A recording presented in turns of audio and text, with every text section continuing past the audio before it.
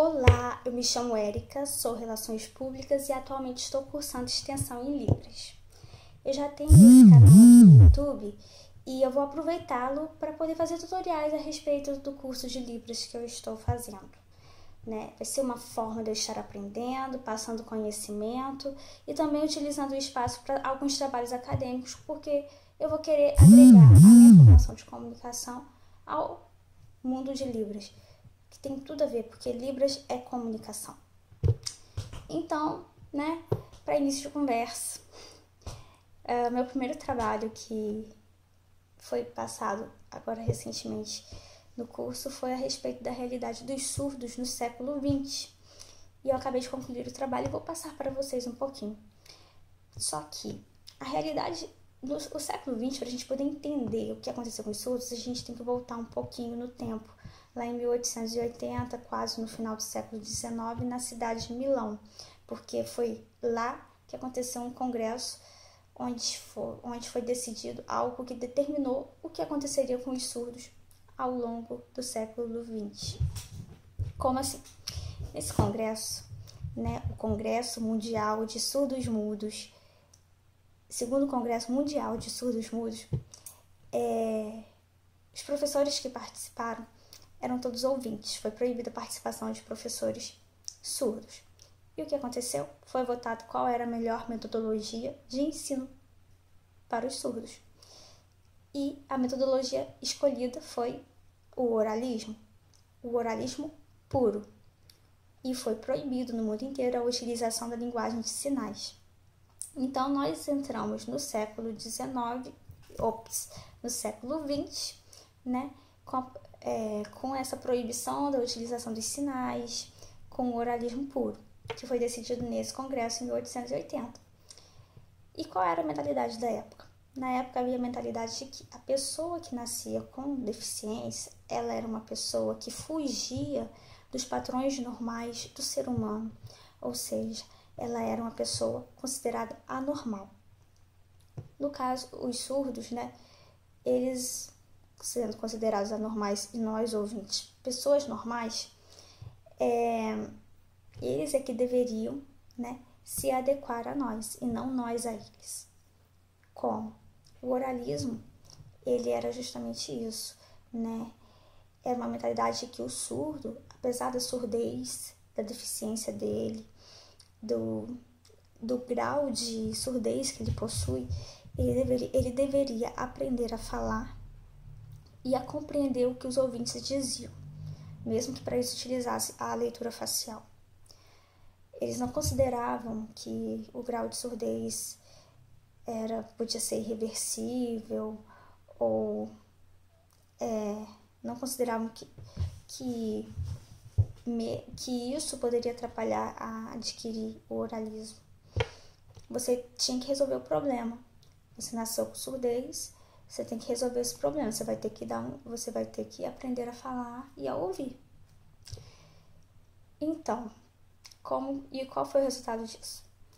Durante 80 anos, as mãos dos surdos ficaram caladas, porque foi proibido no mundo inteiro a utilização da linguagem de sinais, e os resultados foram péssimos, porque muitos surdos não conseguiam adquirir o oralismo. E esses surdos que não conseguiam adquirir o oralismo eram tomados como retardados mentais, porque não conseguiam adquirir o oralismo. Os que ainda conseguiam, não conseguiam outra coisa, que era adquirir conhecimento. A escolaridade, ela era tinha um nível muito baixo, então, em termos de qualidade, eles não conseguiam desenvolver os estudos, com isso não conseguiam se profissionalizar e nem conseguir emprego. Alguns até conseguiam, mas eram servir pequenos ofícios, não que isso não fosse digno, mas não tinha condições de ter a ambição de crescer numa profissão que de repente se identificasse. Então, outro ponto também, eles não conseguiam conversar, que eram os principais objetivos do oralismo, Eles só conseguiam no máximo se fazer entendido e compreender pessoas do seu convívio cotidiano, diário. Porque isso é uma coisa que até acontece com a gente, né? Às vezes a gente convive tanto com a pessoa que a pessoa nem precisa falar nada, que a gente já sabe o que ela quer. Então, a gente desenvolve essa capacidade, essa habilidade, né?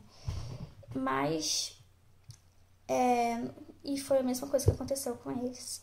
Porque quando era para conversar com uma pessoa estranha, eu não conseguia desenvolver comunicação.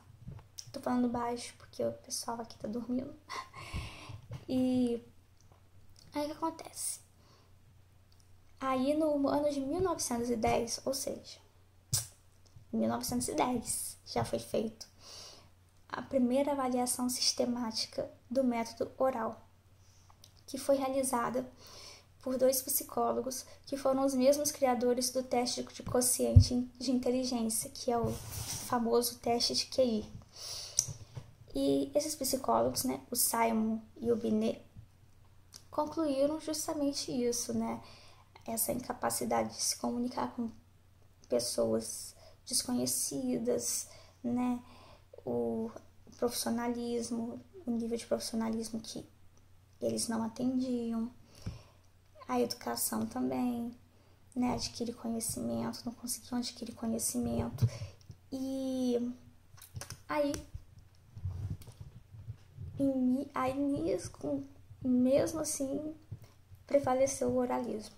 Aí só lá entre os anos 60 e 70, tamanho descontentamento mundial com esse método, com os resultados dele, começou-se a desenvolver novas propostas, né? O estudo de novas propostas.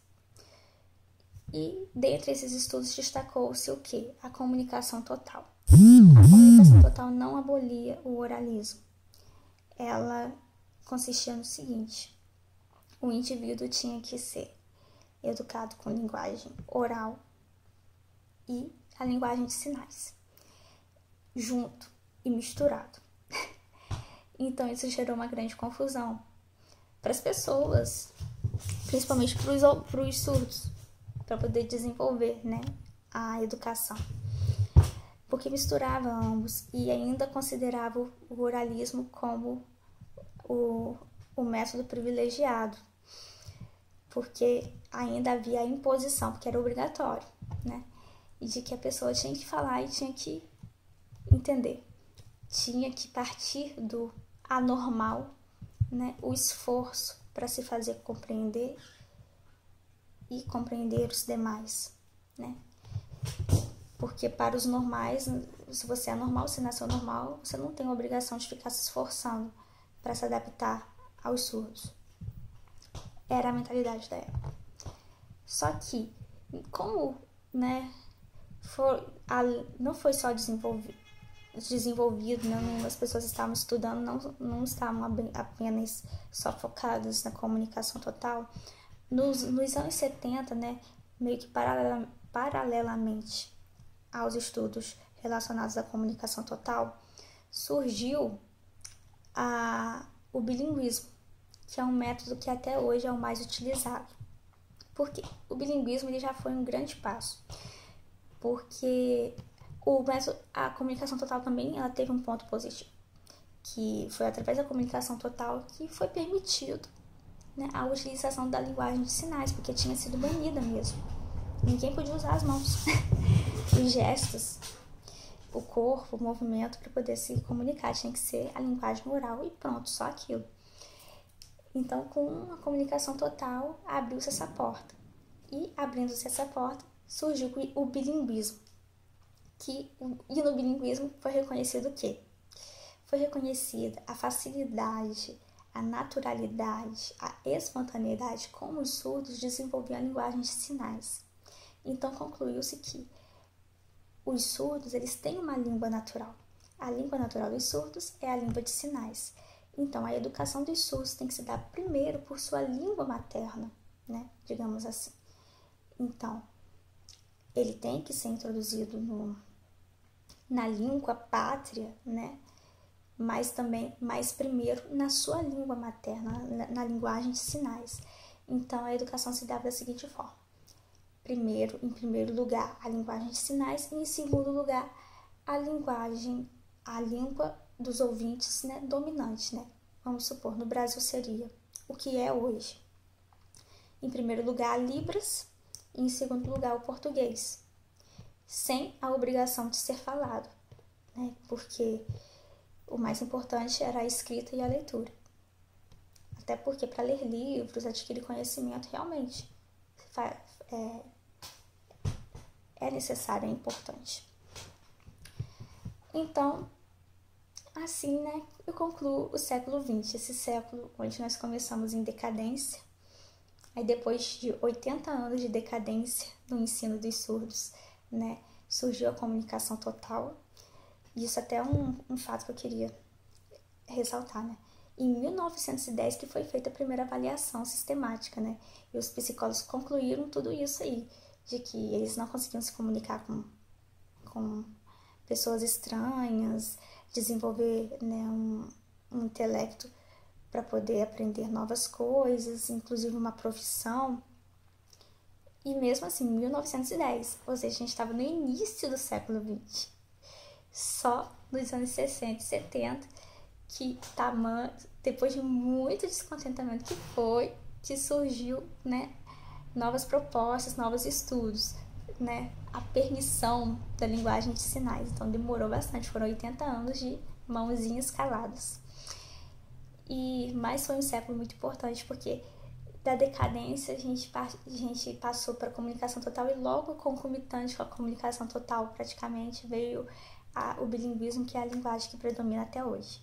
Futuramente vou fazer novos tutoriais com alfabeto, números, né, comprimentos, pretendo fazer isso e também utilizar como falei, para trabalhos acadêmicos, então vai ser muito bom.